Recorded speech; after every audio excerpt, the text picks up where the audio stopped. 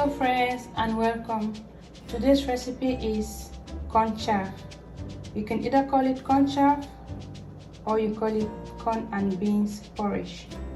So this is everything I'll be using for this recipe. I have my corn. You can either use the fresh corn or the dry corn, but mine is fresh. I have my beans already cooked. In here I have fresh tomatoes, I have some peppers, onion, garlic, spring onion. Here I have my palm oil, and in here I have a cup of vegetable oil. Here I have cow skin and my dry fish. I actually have a recipe on how I smoke fish at home because this fish was made by me. So what I have to do first is boil my corn because the beans is already cooked. Then I'll go ahead to blend the tomatoes and the peppers together, and I'll set it to a boil. And after that I have other spices that I'm going to add into this recipe. So just keep watching so that you will not miss out any steps. Thank you. So guys, this is everything I blended together and I've actually boiled it and it's all ready. I added all the other seasonings and some traditional spices. Guys, the aroma in this kitchen is something else. I can't just explain. So I now go ahead to add my cow skin, then my dry fish.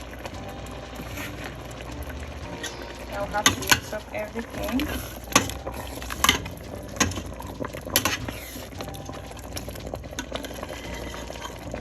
At this point, I have to add in my boiled corn because I actually did boil it.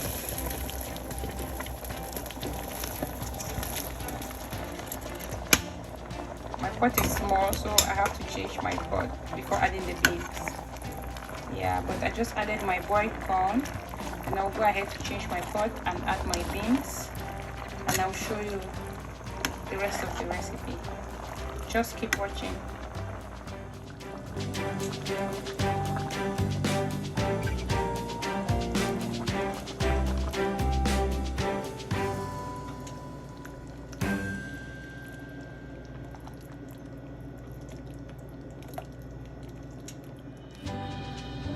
So our corn chaff is finally ready.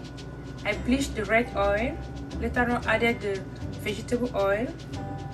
I sauteed the onion and the spring onion into the oil. So now I have to transfer everything into the already cooked corn chaff. Wow, just look at that. Just look at that. Just look at that. I have to go ahead to mix up everything together. Oh my goodness, can you see this corn chaff?